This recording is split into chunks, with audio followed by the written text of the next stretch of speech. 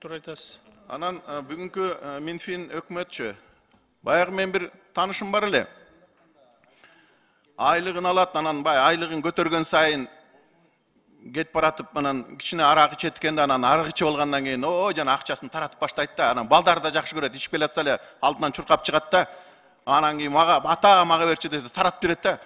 Бүгүн өкмөт ошол мен жанагы таанышымдай болуп атат окшойт. Кайф кармап жүрөсүңөр да, чогултасыңар, анан кийин жанагынтип тендерлерден аябай чачып салып атасыңар акчанычы. Аябай чачып салып атат.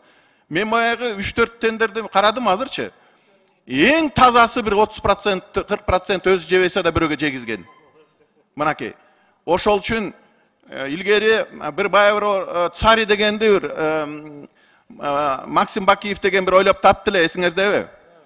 Анан бир орус айткандай, ошо жигитти, да, говорит, он сволочь дейт, но ведь он умная сволочь дейт, да, Максим Бакиевти.